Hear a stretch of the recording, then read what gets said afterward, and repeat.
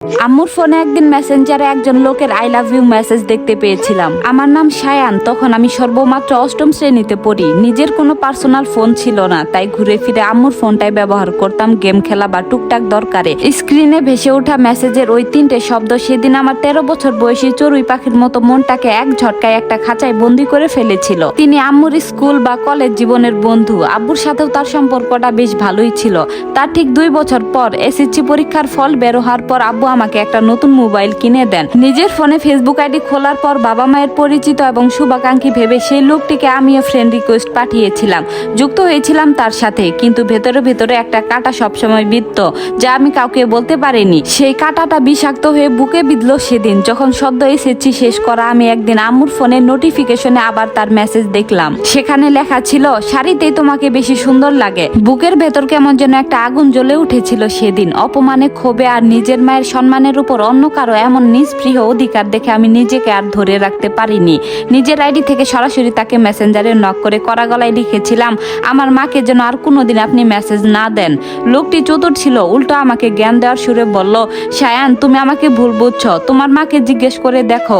আর তোমার এতই খারাপ লাগলে তুমি তোমার মায়ের ফোন থেকে আমাকে ব্লক করে দিতে পারো। বয়সটা তখন কম, বড়দের এই জটিল কুটিল মনস্তত্ব আমি বুঝতে পারিনি। তবে আম্মুকে সরাসরি এই নিয়ে কোনো কটু কথা বলার সাহস বা ইচ্ছা কোনোটাই আমার ছিল না। ছোটবেলা থেকে বাবা মাকে আমি অসম্ভব সম্মান করে এসেছি। ঝগড়াঝাটি, চিৎকার, চেঁচামেচি করা আমার স্বভাবে নেই। আম্মু পরে একদিন নিজে আমার মন খারাপ দেখে আমাকে বুঝিয়েছিল, ওনার কথার অন্য কোনো মানে নেই সায়ান, উনি আমাদের খুব খারাপ সময়ে অনেক বড় সাহায্য করেছিলেন, উনি শুধুই একজন ভালো বন্ধু। মনকে সান্ত্বনা দিয়েছিলাম, ভেবেছিলাম হয়তো আসলে আমি ভুল বুঝেছি। কিন্তু মানুষের জীবনের স্বাভাবিক ছন্দটা যে এত দ্রুত বদলে যেতে পারে তা আমার জানা ছিল না। এসএসসি এর ঘটনার পর যখন আমি ইন্টারমিডিয়েটে উঠলাম, ঠিক তখন থেকে আমার চিরচেনা মা কেমন যেন এক অচেনা মানুষের রূপ নিতে শুরু করলেন। হঠাৎ করেই যেন মায়ের কাছে আমি পর হয়ে গেলাম। আমার প্রতি তার আচরণে এক অদ্ভুত ও অনাকাঙ্ক্ষিত কর্কশতা চলে এলো। সেদিন দুপুরের খাবার টেবিলের ঘটনাটা আমার জীবনের এক বড় ধাক্কা ছিল। গরম ভাতের প্লেট সামনে নিয়ে বসেছি, তরকারির বাটি থেকে মাছের বড় টুকরোটা চামচ দিয়ে প্লেটে তুলতেই মা তীক্ষ্ণ গলায় বলে উঠলেন, বড় পিসটাই খাওয়া লাগবে, বাপের তো আর তেমন রোজগার নেই, রাজার হালে খাওয়ার দিন শেষ। কথাটা শুনে বুকের ভেতরটা সেদিন চড়াত করে উঠেছিল। যে মা ভালো মন্দ রান্না করলে সবার আগে আমার পাতে তুলে দিতেন, আজ সামান্য এক টুকরো মাছের জন্য তিনি আমাকে এইভাবে খোঁটা দিলেন। শুধু আমাকেই নয়, কথায় কথায় আব্বুকে টেনে এনে অপমান করাটা মায়ের রোজগার অভ্যাসে পরিণত হতে লাগলো। আব্বু মানুষটা ভীষণ শান্ত আর চাপা স্বভাবের। সারাদিন হাড় ভাঙা খাটুনি খেটে যখন ঘরে ফেরেন, মায়ের মুখ থেকে একটাও ভালো কথা তার কপালে জোটে না।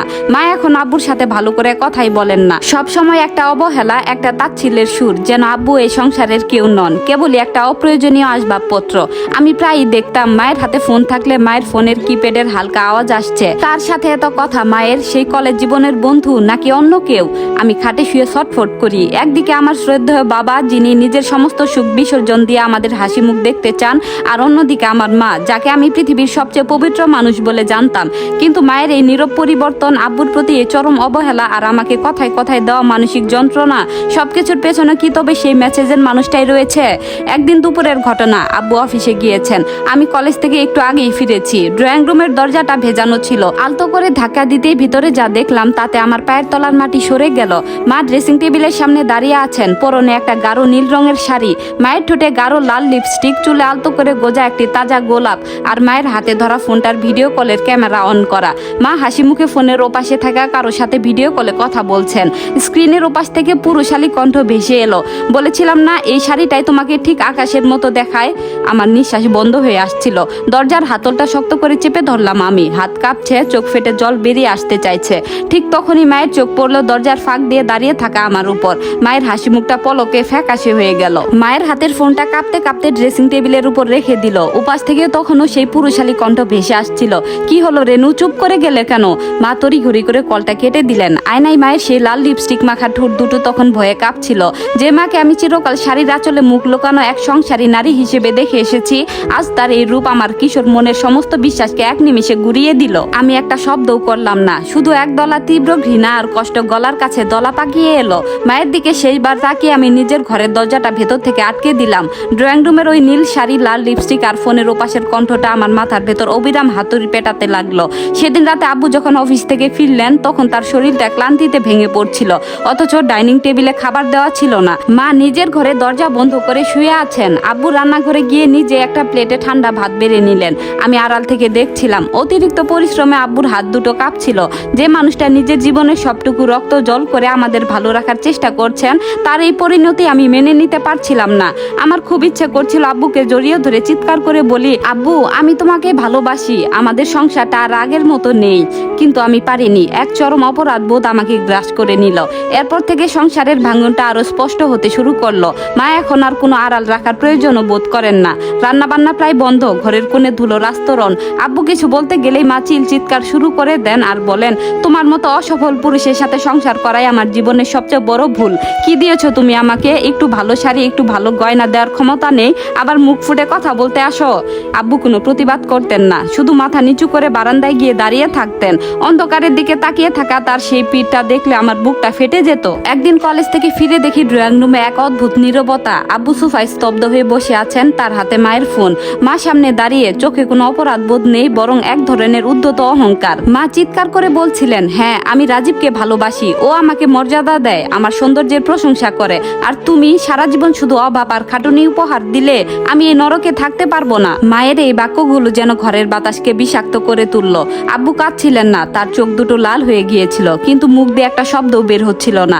মানুষের যখন সবকিছু শেষ হয়ে যায় তখন বোধহয় সে এভাবেই পাথর হয়ে যায়। মা ঘরে গিয়ে আলমারি খুলে নিজের কাপড় চোপড় আর গয়নাগাটি ব্যাগে ভরতে লাগলেন। আমি মায়ের সামনে গিয়ে দাঁড়ালাম, অবরুদ্ধ গলায় বললাম, আম্মু তুমি চলে যাচ্ছ?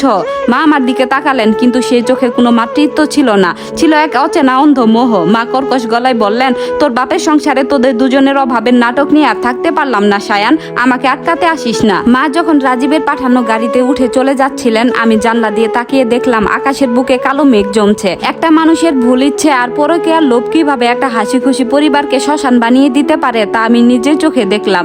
মা চলে গেলেন ঠিকই, কিন্তু রেখে গেলেন এক ধ্বংসস্তূপ। ড্রয়িং রুমের কোণে মায়ের সেই ফেলে যাওয়া তাজা গোলাপটা ততক্ষণে শুকিয়ে কালো হয়ে গেছে। আর সোফায় বসে থাকা আমার আব্বু, যিনি লিভিং রুমের শূন্যতার দিকে তাকিয়ে ফিসফিস করে বলছিলেন, আমি তো কোনো কমতি রাখিনি সায়ান, তবে কেন এমন হলো? সংসারটা ভেঙে গেল। একটা মায়ের হাত ধরে যে বাড়িটা স্বর্গ হতে পারত, আজ সেই মায়ের কারণে তা এক জীবন্ত নরকে পরিণত হলো। মা চলে যাওয়ার পর বাড়িটা আর বাড়ি রইল না, ওটা হয়ে উঠলো একটা জীবন্ত কবরস্থান। ঘরের প্রতিটি দেয়ালে মায়ের সেই কর্কশ কণ্ঠ আর আব্বুর নীরব দীর্ঘশ্বাসের প্রতিধ্বনি লেগেছিল। যে মানুষটা সারা জীবন আমাদের জন্য হাড় ভাঙা খাটুনি খাটলেন, তিনি কেমন যেন খোলসের ভেতর ঢুকে গেলেন। অফিস যাওয়া বন্ধ করে দিলেন, দিনরাত শুধু বারান্দার ওই অন্ধকারটার দিকে তাকিয়ে বসে থাকতেন। আমি দূর থেকে দেখতাম আব্বুর চোখের নিচে কালচে দাগ পড়ে গেছে, চুলগুলো কয়েকদিনে পেকে সাদা হয়ে গেছে। মাঝে মাঝে মাঝরাতে আমার ঘুম ভেঙে যেত, শুনতাম আব্বুর গুঙানির শব্দ আসছে। গিয়ে দেখতাম আব্বু মেঝেতে বসে মায়ের একটা পুরনো শাড়ি জড়িয়ে ধরে বাচ্চাদের মতো ফুপিয়ে কাঁদছেন। যে মায়ের কারণে আমাদের এই পরিণতি, তার জন্য আব্বুর এই হাহাকার আমি সহ্য করতে পারছিলাম না। আমার ভেতরের রাগ, ক্ষোভ আর ঘৃণা আমাকেও আস্তে আস্তে গ্রাস করছিল। ইন্টারমিডিয়েটের রেজাল্ট বের হলো, কোনো মতে টেনে টুনে পাশ করলাম, কিন্তু তা নিয়ে আব্বুর কোনো হোলদোল ছিল না। সংসারের এই দম বন্ধ করা পরিবেশ থেকে বাঁচতে আমি ঘরের বাইরে সময় কাটাতে শুরু করলাম। আর ঠিক তখনই আমার পরিচয় হলো পাড়ার কিছু বখাটে ছেলের সাথে। প্রথমে একটু স্বস্তির খোঁজে মনের কষ্টটা ভোলার জন্য একটা সিগারেট টান দিয়েছিলাম, কিন্তু মনের ভেতরের সেই বিষাক্ত কাঁটাটা এত সহজে উপড়ে ফেলার মতো ছিল না। আস্তে আস্তে আমি ডুবে গেলাম মাদকের এক অন্ধকার জগতে। আমি ভুলে থাকতে চেয়েছিলাম যে আমার একটা মা ছিল, যে মা আমাদের এভাবে পথে বসিয়ে দিয়ে গেছে। নেশার টাকার জন্য ঘরের টুকটাক জিনিসপত্র বিক্রি করতে লাগলাম। আব্বু সব দেখতেন, কিন্তু কিছু বলতেন না। তার সেই পাথরের মতো চাউনি আমাকে আরো বেশি ক্ষিপ্ত করে তুলতো। মনে হতো তিনি কেন প্রতিবাদ করছেন না, কেন মায়ের মতো আমাকেও একটা চর মেরে ঘর থেকে বের করে দিচ্ছেন না। সেদিন ছিল একটা বৃষ্টি ভেজা থমথমে দুপুর।